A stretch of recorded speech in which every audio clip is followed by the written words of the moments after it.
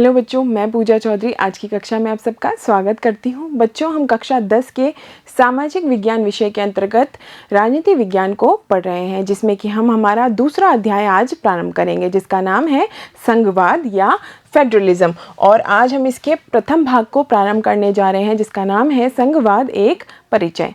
तो शुरू करते हैं अध्याय 2 का भाग 1। बच्चों, पिछले भाग में हमने देखा कि सत्ता का बंटवारा किसी भी शासन व्यवस्था में कितना आवश्यक होता है, जिसके अंतर्गत हमने सत्ता के बंटवारों के रूपों की बात भी की। हमने कहा सत्ता का बंटवारा क्षैतिज आधार पर भी होता है और ऊर्ध्वाधर आधार पर भी होता है। सत्ता का ऊर्ध्वाधर बंटवारा वह होता है जहां पर एक सरकार केंद्र में होती है और दूसरी सरकार प्रांत में होती है। तो इस प्रकार से सत्ता का यह ऊर्ध्वाधर बंटवारा होता है, जिसे हम संघात्मक शासन व्यवस्था भी कहते हैं। और इसी अध्याय के अंतर्गत हम संघवाद को ही गहराई से जानने का प्रयास करेंगे। तो क्या होता है संघवाद या फेडरलिज्म? तो फेडरलिज्म क्या है? फेडरलिज्म के अंतर्गत सरकार 2 स्तरों पर पाई जाती है। तो किसी भी देश में 2 स्तरों पर सरकार की व्यवस्था ही संघवाद कहलाती है, फेडरलिज्म कहलाती है। यदि हम बात करें कि भारत में किस प्रकार की व्यवस्था पाई जाती है, तो भारत में भी संघीय व्यवस्था पाई जाती है। और संघवाद की स्थिति के अंतर्गत हमने बेल्जियम और श्रीलंका की कहानी को जब पढ़ा था, तो हमने देखा था कि बेल्जियम की सरकार जो है अपने देश में 2 प्रकार की जो भाषी पाए जाते हैं, डच भाषी और फ्रेंच भाषी, उनमें विवाद की स्थिति उत्पन्न ना हो, इस कारण वहाँ पर संघात्मक शासन व्यवस्था की स्थापना कर देती है। और इस प्रकार से भाषाई आधार पर बेल्जियम का बंटवारा होने से रुक जाता है। और यह क्या थी? यह बेल्जियम की सूझबूझ थी, यह बेल्जियम सरकार की समझदारी ही थी कि वहां पर प्रांतों को जो है केंद्र सरकार से अधिक शक्तिशाली बना दिया गया था, क्योंकि यह समय की मांग थी, क्योंकि वहां पर विविधता पाई जाती थी। इस कारण वहां पर प्रांतों को जो है अधिक अधिकार दे दिए गए थे। इस प्रकार से किसी भी देश में जो कि अधिक विशाल हो यहाँ पर, या फिर वहाँ पर विविधता पाई जा रही हो, वहाँ पर संघात्मक शासन व्यवस्था जो है स्थापित की जाती है। और इस कारण वहाँ पर 2 स्तरों पर सरकार होती है, एक केंद्र के स्तर पर और दूसरी प्रांतीय सरकार, राज्य सरकार या इकाई के स्तर पर स्थापित सरकार। और कहीं कहीं पर हमें तीसरा स्तर भी सरकार का देखने को मिलता है, जिसे हम स्थानीय सरकारें कहते हैं, जैसे कि पंचायती राज सरकार, जो कि भारत में भी देखने को मिलते हैं। तो आइए जानते हैं संघवाद क्या है, फेडरलिज्म क्या है। तो संघवाद एक परिचय के अंतर्गत हम कहेंगे यह एक राजनीतिक प्रणाली है, जिसमें केंद्र होता है और उसमें राज्य भी होता है, और केंद्र व राज्यों की स्वायत्तता को इसमें बढ़ावा देने की कोशिश की जाती है। और दोनों ही मिलकर किसका निर्माण करते हैं? एक राष्ट्र का निर्माण करते हैं। और इसे ही सत्ता का ऊर्ध्वाधर बंटवारा भी कहा जाता है, यानी कि एक स्तर पर केंद्र होता है और दूसरे स्तर पर राज्य होता है, और यही सत्ता की साझेदारी होती है। सत्ता का ऊर्ध्वाधर रूप से बंटवारा कहलाता है। अर्थात एक लोकतंत्र होता है, एक ही लोकतांत्रिक व्यवस्था है, लेकिन उसके अंदर अलग अलग क्षेत्र होते हैं, और दोनों ही अलग अलग क्षेत्र और जो केंद्र है, दोनों ही साथ रहने के लिए सहमत होते हैं, और दोनों ही साथ रहकर उस लोकतंत्र की स्थापना और राष्ट्र की स्थापना करते हैं, और इसे ही हम संघवाद कहते हैं। शब्द व्युत्पत्ति के आधार पर यदि हम संघवाद की बात करें तो क्या होता है? तो संघवाद फेडरलिज्म का हिंदी अनुवाद है, और फेडरलिज्म शब्द लैटिन भाषा के फॉइडस से बनता है, जिसका अर्थ है संधि या समझौता। तो फेडरलिज्म शब्द लैटिन भाषा के फॉइडस से मिलकर के बना है, जिसका अर्थ है संधि अथवा समझौता। तो संवैधानिक दृष्टिकोण से यदि हम संघात्मक शासन व्यवस्था की अर्थ को जानने का प्रयास करें, तो हम कहेंगे वह शासन जिसमें संविधान द्वारा केंद्र व राज्यों अथवा इकाइयों के मध्य शक्तियों का विभाजन किया जाता है, उसे ही हम क्या कहते हैं? हम संघवाद कहते हैं। तो संघवाद की स्थापना संविधान में ही स्पष्ट कर दी जाती है। तो संविधान द्वारा केंद्र व राज्यों या इकाइयों के मध्य शक्तियों को जो है विभाजित कर दिया जाता है, और इसे ही संघवाद कहा जाता है। अब हम बात करेंगे कि बेल्जियम व श्रीलंका की शासन व्यवस्थाएं और वहां पर संघवाद की स्थापना हुई या नहीं हुई, और ना हुई तो उसे क्या परिस्थितियां पैदा हुई थी। तो हमने देखा था बेल्जियम में दो भाषाओं को मानने वाले लोग रहते थे, एक थे डच भाषी और दूसरे थे फ्रेंच भाषी, और इन दोनों में ही वहाँ पर क्षेत्रीय आधार पर विविधता पाई जाती थी। कुछ लोग वेलोनिया इलाके में रहते थे और कुछ फ्लेमिश इलाके में रहते थे, लेकिन वहाँ की सरकार बहुत ही जल्दी, बहुत ही समझदारी से इस कदम को उठाती है कि भाषाई आधार पर वहाँ पर किसी भी प्रकार की दुर्घटना ना हो या फिर सत्ता की साझेदारी की मांग जो वहाँ पर उठाई गई थी उसको वहाँ की सरकार अच्छी तरीके से निपटते हुए वहाँ पर केंद्र सरकार से अधिक अधिकार जो है वह प्रांतों को दे देती है, ताकि सत्ता की साझेदारी की जो मांग की जाती है उससे वह आसानी से निपट सके और वहाँ पर संघात्मक शासन व्यवस्था की स्थापना कर दी जाती है, जिससे कि वहां पर भाषाई आधार पर यदि विभाजन हो सकता था तो वह रुक जाए। तो इस प्रकार से बेल्जियम की सरकार जो है किसकी स्थापना करती है, संघात्मक शासन व्यवस्था की स्थापना करती है और वहां पर भाषाई आधार पर देश का बंटवारा होने से वह रोक लेती है। तो इस प्रकार से बेल्जियम की कहानी से हमने यह बात सीखी कि किसी देश में अधिक विविधता है या कोई एक देश क्षेत्रीय आधार पर बहुत बड़ा है, विशाल है, तो वहां पर संघात्मक शासन व्यवस्था वह देश में अच्छी रहती है। वहीं हम यदि बात करें श्रीलंका देश की, तो वहां पर तमिलों के द्वारा मांग की गई कि वहां पर संघात्मक शासन व्यवस्था स्थापित हो, लेकिन ऐसा नहीं हो पाता और देश को गृह युद्ध का सामना करना पड़ता है और वहां पर आज भी जो है एकात्मक शासन व्यवस्था ही पाई जाती है। तो हम कहेंगे बेल्जियम व श्रीलंका की शासन व्यवस्थाएं, तो बेल्जियम के नेताओं के द्वारा संविधान में कुछ बदलाव किए जाते हैं, जिससे सरकार देश के नागरिकों को संतुष्ट करती है कि आप किसी भी भाषा से संबंध रखते हो, आप कोई भी भाषा बोलते हो, आपकी संस्कृति अलग क्यों ना हो, लेकिन बेल्जियम की सरकार सभी को समान दृष्टि से देखती है और इस कारण 1993 में बेल्जियम सरकार केंद्रीय सरकार की शक्तियों में कमी कर देती है और बदले में प्रांत की सरकारों को क्या दे देती है, संवैधानिक अधिकार देती है। तो इस प्रकार से प्रांत की सरकारों को संवैधानिक अधिकार देकर वहां की सरकार जो है सभी भाषा भाषियों को संतुष्ट करने के प्रयास करती है, जिसमें वह सफल भी होती है। इस तरह प्रांतीय सरकारें केंद्र पर इन अधिकारों के लिए निर्भर नहीं रही कि वह अपने प्रांत का विकास कैसे करे और उनके मन में किसी भी प्रकार का सरकार के प्रति मनमुटाव भी उत्पन्न नहीं होता कि सरकार या केंद्र सरकार जो है किसी एक भाषा समूह को ज़्यादा प्राथमिकता दे रही है, क्योंकि केंद्र सरकार ने यह अधिकार राज्यों को दे दिया था। तो इस प्रकार से बेल्जियम ने एकात्मक शासन के स्थान पर संघात्मक शासन व्यवस्था को अपना लिया था और वहां पर शांति की स्थापना और सौहार्द की स्थापना हो सकी थी और सभी भाषा भाषी समूह एक साथ मिलकर उस देश में शांति से रह रहे थे।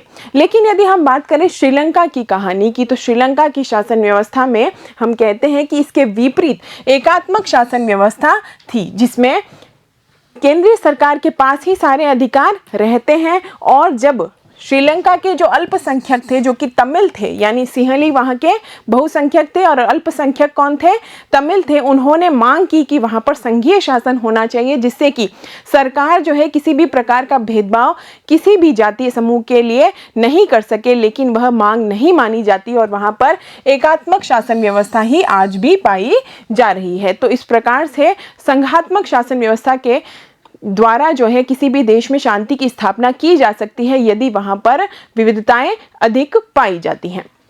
संघीय व्यवस्था की बात करें तो वहां पर सरकार के कितने स्तर होते हैं, तो हमने कहा सरकार के दो स्तर होते हैं, एक होता है केंद्र सरकार और दूसरा होता है राज्य सरकार। केंद्र सरकार जो है राष्ट्रीय महत्व के विषय पर निर्णय लेती है और केंद्र और राष्ट्र की सरकार कहलाती है। वहीं हम राज्य सरकारों की बात करें तो यह दैनिक कामकाज करती है और प्रांतीय सरकार कहलाती है। तो केंद्र सरकार पूरे देश के लिए एक सरकार होती है जो राष्ट्रीय महत्व के विषय देखती है, वहीं राज्य सरकार जो है शासन के दैनिक कामकाज देखती है। इन्हें प्रांतीय सरकारें या राज्य सरकारें भी कहते हैं। तो इस प्रकार से संघीय व्यवस्था के अंतर्गत सरकार के दो स्तर होते हैं और ये आपको याद रखना है। ये दोनों स्तर की सरकारें अपने अपने स्तर पर स्वतंत्र होकर अपना काम करती हैं, यानी कि कोई भी सरकार, चाहे वह केंद्र सरकार हो या राज्य सरकार, एक दूसरे के अधिकार क्षेत्र में हस्तक्षेप नहीं करती। दोनों के ही अपने अलग अलग अधिकार क्षेत्र होते हैं जहां पर वह स्वतंत्र रूप से कार्य करती हैं। एकात्मक शासन व्यवस्था जो कि संघात्मक शासन व्यवस्था के विपरीत है, वहां पर शासन का एक ही स्तर होता है जिसे कि हम केंद्र सरकार कहते हैं। तो संघात्मक शासन व्यवस्था के विपरीत इसमें शासन का एक ही स्तर होता है और बाकी इकाइयां इसके अधीन होकर कार्य करती हैं। केंद्रीय सरकार आदेशक का काम करती है, यानी कि आदेश देने का कार्य करती है। और वह आदेश किसे देती है?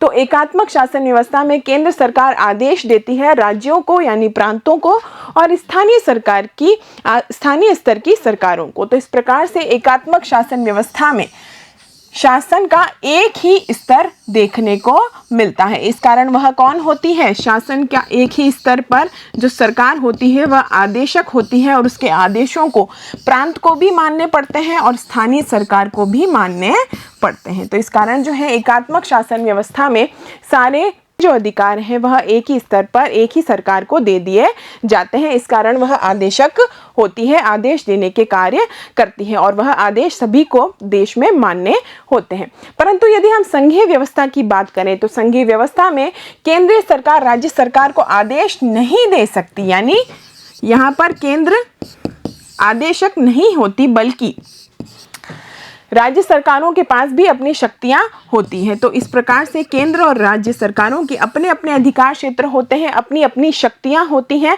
और केंद्र यहाँ पर राज्य पर हावी नहीं हो सकता। तो संघात्मक शासन व्यवस्था में केंद्र के भी अपनी शक्तियां होती हैं और राज्य की भी अपनी शक्तियां होती हैं और जो राज्य की शक्तियां होती हैं उसमें वह केंद्र के प्रति जवाबदेह नहीं होता, यानी कि राज्य की शक्तियों में सारे अधिकार राज्य के पास रहते हैं, वह अपने अधिकारों के लिए स्वतंत्र होता है और उसकी जवाबदेही जो है वह केंद्र के लिए नहीं होती। तो इस कारण राज्य सरकारों के पास अपनी शक्तियां होती हैं जिसमें वह केंद्र के प्रति जवाबदेह नहीं होता।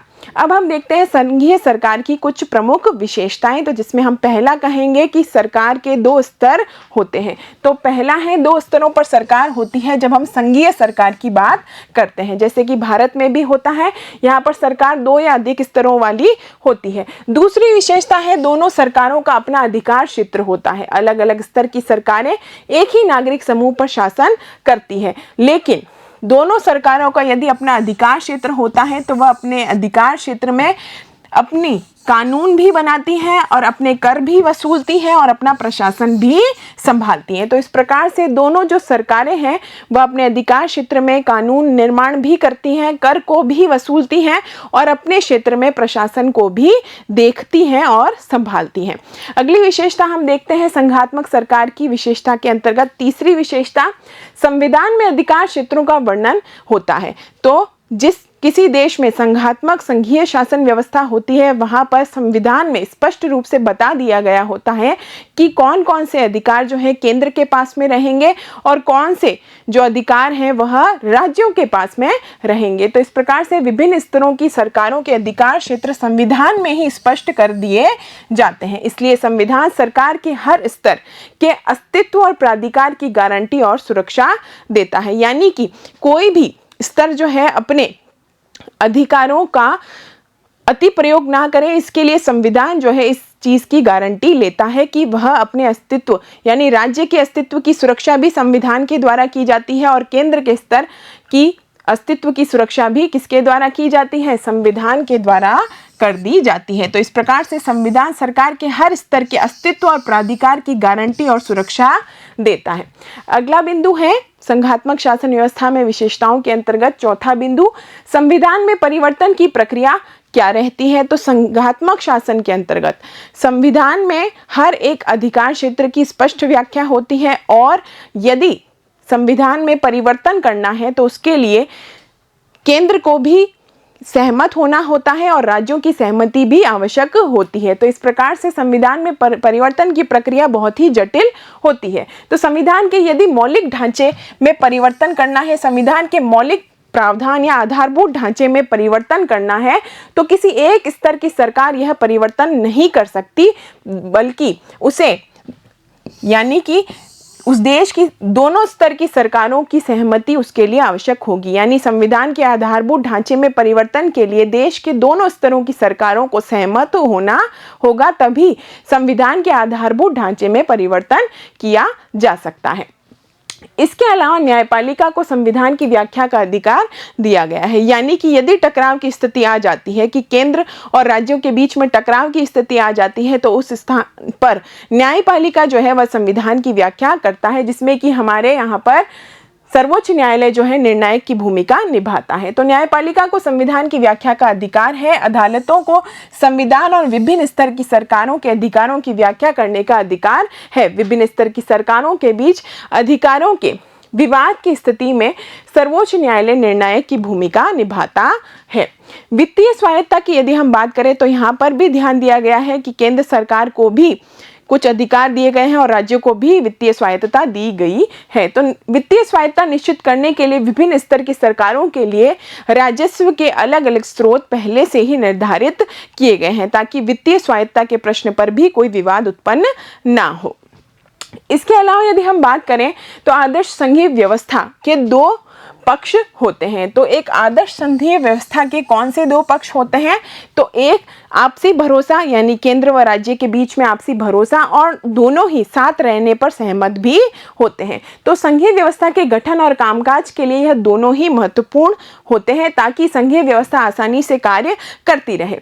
विभिन्न स्तरों की सरकारों के बीच सत्ता के बंटवारे के नियमों पर सहमति होनी चाहिए और इनका एक दूसरे पर भरोसा भी होना चाहिए कि वे अपने अपने अधिकार क्षेत्रों को मानेंगे और अपने अधिकार क्षेत्रों का जो है असीमित या अति प्रयोग नहीं करेंगे। केंद्र व राज्य सरकारों के मध्य सत्ता का बंटवारा हर संघीय सरकार में अलग अलग होता है और यह निर्भर करता है उस देश की ऐतिहासिक पृष्ठभूमि और वहां के संदर्भ पर। तो केंद्र व राज्य सरकारों के मध्य सत्ता का बंटवारा होगा कैसा? यह हर देश में हर संघीय सरकार में अलग अलग होता है, जो कि उस देश की ऐतिहासिक पृष्ठभूमि व संदर्भ पर निर्भर करता है। संघीय शासन व्यवस्थाएं आमतौर पर दो तरीकों की होती है। पहला तरीका कौन सा होता है? तो हम कहेंगे इसमें दो या अधिक स्वतंत्र राष्ट्रों को एक साथ मिलाकर एक बड़ी इकाई गठित की जाती है। तो पहले दो या अधिक स्वतंत्र राष्ट्र होते हैं और उनको मिला दिया जाता है, और यह संघीय शासन का पहला तरीका है, जिसमें कि पहले छोटे छोटे 2-3 राष्ट्र थे या 2 या ज्यादा राष्ट्र थे, वह आपस में मिल करके क्या करते हैं? एक इकाई बन जाते हैं। दोनों स्वतंत्र राष्ट्र अपनी संप्रभुता को साथ कर देते हैं, अपनी प्रभुसत्ता को साथ कर देते हैं, लेकिन वे फिर भी अपनी अलग अलग पहचान को बनाए रखते हैं। तो यह हो गया संघीय शासन व्यवस्था का पहला तरीका, जिसमें कि 2 या अधिक स्वतंत्र राष्ट्र एक साथ मिलकर एक संघीय शासन व्यवस्था के अंतर्गत, एक राष्ट्र के अंतर्गत आ जाते हैं, एक इकाई के अंतर्गत आ जाते हैं। और दूसरा तरीका है, एक बड़ा देश है, वहां पर आंतरिक रूप से बहुत सारी विविधताएं पाई जाती हैं, लेकिन वह राष्ट्र क्या है? वह एक ही था, वह देश जो है एक ही था और उसमें जो है बहुत सारी विविधताएं पाई जाती थी। इन विविधताओं को ध्यान में रखते हुए ऐसे देशों में जो है राज्यों का गठन किया जाता है और इस विविधता के आधार पर ही उस देश में राज्यों का गठन किया जाता है और वहां पर संघीय शासन व्यवस्था की स्थापना होती है। जैसे कि हमें देखने को मिलता है कि भारत में बहुत सारी विविधताएं हैं और इस कारण वहां पर जो है राज्यों का गठन भाषाई आधार पर किया गया। यदि हम बात करें पहले तरीके के अंतर्गत, जिसमें हमने बात की बहुत सारे छोटे जो स्वतंत्र राष्ट्र थे वह मिलकर के एक इकाई का निर्माण करते हैं और संघात्मक शासन व्यवस्था स्थापित करते हैं, तो उसके अंतर्गत ये देश अपनी सुरक्षा व खुशहाली के लिए एक इकाई के रूप में मिल जाते हैं। यानी कि यह छोटे छोटे जो देश थे, वह स्वतंत्र राष्ट्र थे, वह अपनी सुरक्षा और खुशहाली के लिए एक इकाई में बदल जाते हैं, एक इकाई के रूप में मिल जाते हैं और संघ का निर्माण करते हैं। इस तरह की संघीय व्यवस्था में आमतौर पर प्रांतों को केंद्र से अधिक शक्तियां दे दी जाती है, यानी कि ज्यादा शक्तिशाली प्रांत होगा ना कि केंद्र, क्योंकि यह छोटे छोटे स्वतंत्र राष्ट्रों से मिलकर एक संघ का निर्माण हुआ है। इस कारण यहाँ पर प्रांतों को जो है केंद्र से अधिक शक्तियां दे दी जाती हैं और इनके उदाहरण हैं यूएसए, ऑस्ट्रेलिया और स्विट्जरलैंड। यदि हम बात करें दूसरे तरीके से संघीय शासन व्यवस्था की स्थापना की, तो इसके अंतर्गत हमने कहा एक ही देश है और वह बहुत सारी विविधताओं में था और इस कारण वहां पर प्रांतों का गठन किया गया था। तो इस प्रकार के जो संघीय शासन व्यवस्थाएं हैं, तो यह राज्यों के गठन के बाद प्रांतीय व राष्ट्रीय सरकार के बीच सत्ता का बंटवारा कर देते हैं। सत्ता के बंटवारे के द्वारा वहां पर संघीय शासन व्यवस्था स्थापित की जाती है। इस व्यवस्था में राज्य से अधिक ताकतवर केंद्र होता है। तो इस प्रकार से हमने कहा कि यहाँ पर केंद्र अधिक ताकतवर है, केंद्र अधिक शक्तिशाली होता है। और इसका उदाहरण है भारत, जहाँ पर भाषाई आधार पर राज्यों का गठन होता है और यहाँ पर संघीय शासन व्यवस्था तो है, लेकिन फिर भी केंद्र जो है अधिक शक्तिशाली है। तो केंद्र जो है अधिक शक्तिशाली इस दूसरे तरीके के अंतर्गत जो संघीय शासन व्यवस्था स्थापित होती है उसमें होता है। और इसके अलावा भारत के अलावा इस प्रकार की संघीय शासन व्यवस्था हमें बेल्जियम में भी देखने को मिलती है और स्पेन में भी देखने को मिलती है। अब हम देखते हैं भारत में संघवाद की स्थापना। तो भारत 1947 में आज़ाद होता है। हम सभी जानते हैं 1947 में आज़ाद होने के लिए भी भारत को लंबा संघर्ष करना पड़ता है और हम रक्त रंजित विभाजन से भी गुजरते हैं। तो भारत का भी विभाजन होता है और वह बहुत ही दुखद और रक्त रंजित विभाजन हमें देखने को मिलता है। और उसके बाद भारत को जब 1947 में स्वतंत्रता प्राप्त होती है तो आज़ादी के बाद अनेक स्वतंत्र रजवाड़े जो हैं भारत में विलीन हो जाते हैं, भारत में मिल जाते हैं। जो कि पहले क्या थे, स्वतंत्र रियासतें थी, स्वतंत्र रजवाड़े थे, वह आज़ादी के बाद भारत में मिल जाते हैं। भारत के संविधान ने घोषित कर दिया कि भारत क्या होगा, भारत राज्यों का संघ होगा। तो इस प्रकार से भारत के संविधान में लिखा गया है भारत राज्यों का संघ है, लेकिन इसमें संघ शब्द नहीं आता। परंतु भारतीय संघ का गठन संघीय शासन व्यवस्था के सिद्धांत पर ही होता है। संघीय व्यवस्था की सभी विशेषताएं भारत में भी लागू होती हैं, भारत पर भी लागू होती हैं और भारत के संविधान के विभिन्न प्रावधान इन विशेषताओं को पूरा करते हैं कि भारत में संघीय शासन व्यवस्था है।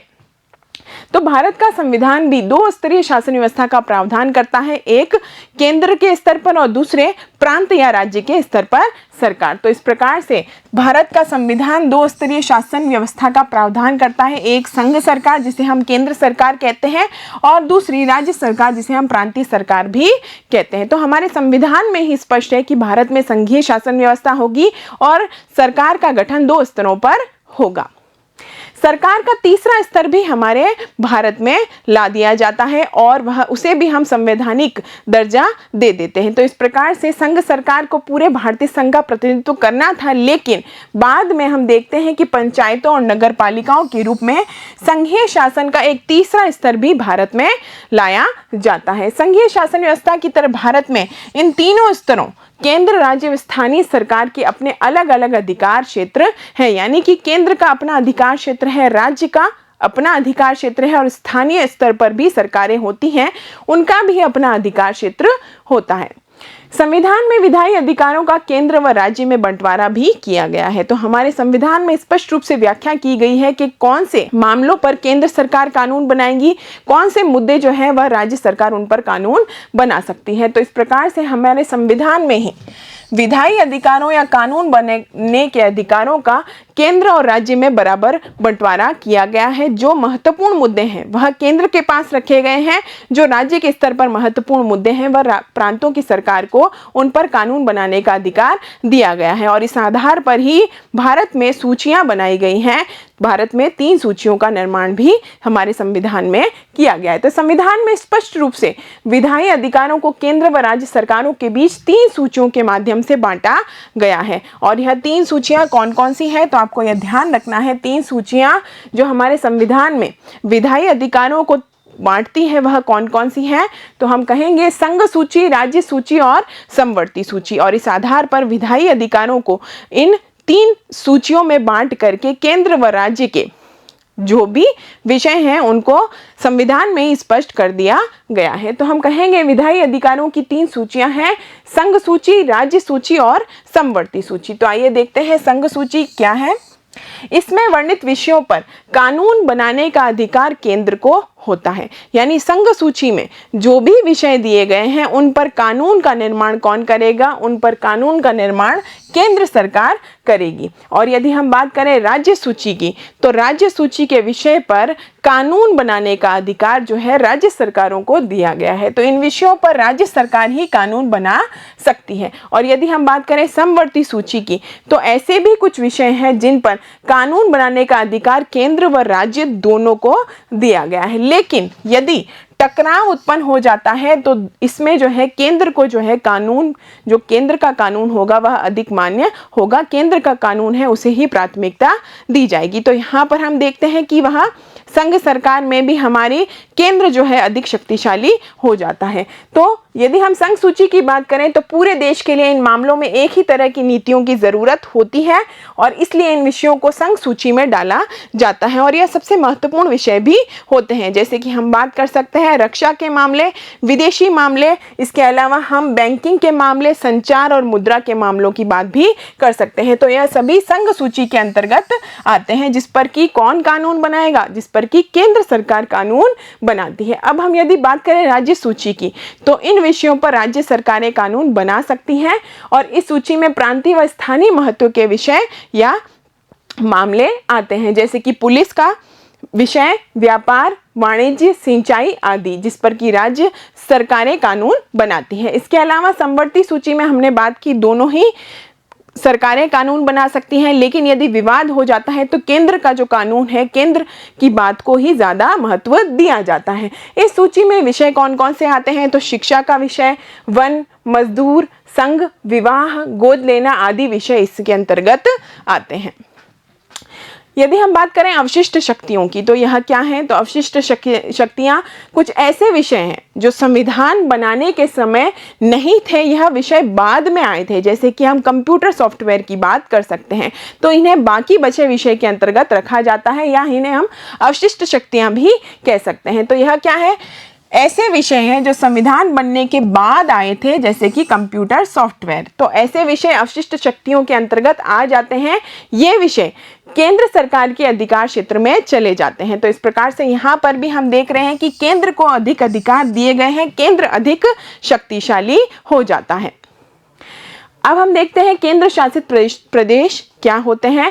तो भारतीय संघ की कुछ इकाइयां बहुत छोटी थी जिन्हें कि प्रांत नहीं बनाया जा सकता था। इस कारण यह बहुत ही छोटी होने की वजह से जब इन्हें प्रांत नहीं बनाया जा सकता था या फिर यह एक स्वतंत्र प्रांत नहीं बन पाई और ना ही किसी मौजूदा प्रांत में यह विलीन हो पाई, तो इन्हें क्या दर्जा दिया गया, इन्हें केंद्र शासित प्रदेश कहा गया। तो इस प्रकार से भारत में एक केंद्र है, एक राज्य है और कुछ केंद्र शासित प्रदेश भी हमें देखने को मिलते हैं और भारतीय संघ की यह कुछ इकाइयां होती हैं जो केंद्र शासित प्रदेश कहलाते हैं। यह प्रांत भी नहीं बन पाते हैं और किसी अन्य प्रांत में भी नहीं मिल पाए, इस कारण यह केंद्र शासित प्रदेश की श्रेणी में आ जाते हैं और इन इलाकों में शासन चलाने का विशेषाधिकार केंद्र सरकार के पास में होता है। और इसके केंद्र शासित प्रदेशों में हम चंडीगढ़ को शामिल कर सकते हैं, लक्षद्वीप को और दिल्ली को शामिल कर सकते हैं। तो इस प्रकार से केंद्र शासित प्रदेशों की व्यवस्था भी भारत में देखने को मिलती है।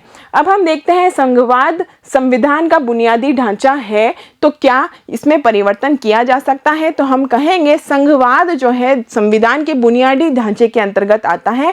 इस कारण इस बुनियादी ढांचे में परिवर्तन जो है बहुत ही जटिल होता है और बुनियादी ढांचे में परिवर्तन की प्रक्रिया के लिए राज्यों की सहमति भी आवश्यक होती है। तो हम कहेंगे क्या संघवाद को संविधान में बदला जा सकता है, यदि यह प्रश्न पूछा जाता है तो केंद्र व राज्य सरकारों के बीच सत्ता का बंटवारा जो है वह संविधान के बुनियादी ढांचे, आधारभूत ढांचे या मौलिक ढांचे के अंतर्गत आता है, जिसमें बदलाव करने की प्रक्रिया बहुत ही मुश्किल है, बहुत ही जटिल है। इसमें बदलाव अकेले संसद नहीं कर सकती। इसके लिए क्या प्रक्रिया अपनाई जाती है, तो ऐसे किसी भी बदलाव को जो कि बहुत ही महत्वपूर्ण बदलाव है, संविधान के अंतर्गत आधारभूत ढांचे में आता है, तो ऐसे किसी भी बदलाव को पहले संसद के दोनों सदनों में 2/3 बहुमत से मंजूर किया जाता है। फिर भी उसके बाद भी कम से कम देश के आधे राज्यों की विधानसभाओं से भी उसे मंजूर करवाना होता है। तो इस प्रकार से यह प्रक्रिया जटिल है क्योंकि हम कह रहे हैं कि वह संविधान का बुनियादी ढांचा है संघवाद और इस कारण इसकी प्रक्रिया आसान नहीं है। उसमें यदि परिवर्तन करना है तो राज्यों की सहमति भी महत्वपूर्ण होती है, यानी संसद के साथ में हमारे देश के आधे राज्यों की विधानसभाओं की सहमति भी इसके लिए आवश्यक होगी, तभी यह बुनियादी ढांचा परिवर्तित हो सकता है और ऐसा होना बहुत ही मुश्किल है। तो साथ ही साथ यदि हम बात करें कि क्या न्यायपालिका की भूमिका का भी संघवाद में कोई महत्व है, तो हम कहेंगे न्यायपालिका भी संघवाद की या संघीय शासन व्यवस्था में महत्वपूर्ण स्थान रखती है।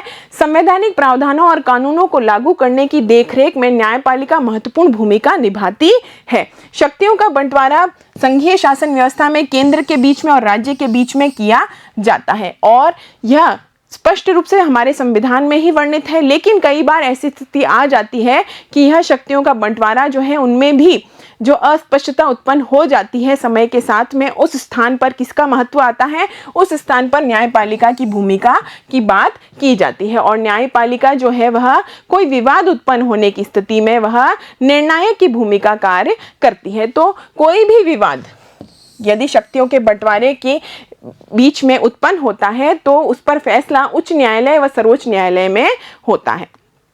तो इस प्रकार से संघीय शासन व्यवस्था में केंद्र व राज्य के बीच में सत्ता का बंटवारा होता है, लेकिन उनके बीच में भी कभी कभी अस्पष्टता उत्पन्न हो जाती है। कई बार जो है कोई भी एक स्तर की सरकार जो है अपने अधिकारों का प्रयोग या दुरुपयोग कर सकती है या दूसरे के अधिकारों का हनन कर सकती है और उस स्थिति में न्यायपालिका की स्थिति या न्यायपालिका की भूमिका महत्वपूर्ण हो जाती है। तो इस प्रकार से हमारे संविधान में स्पष्ट रूप से दोनों के अधिकार क्षेत्र दिए गए हैं, लेकिन फिर भी न्यायपालिका की स्थिति भी अपनी तरीके से महत्वपूर्ण हो जाती है।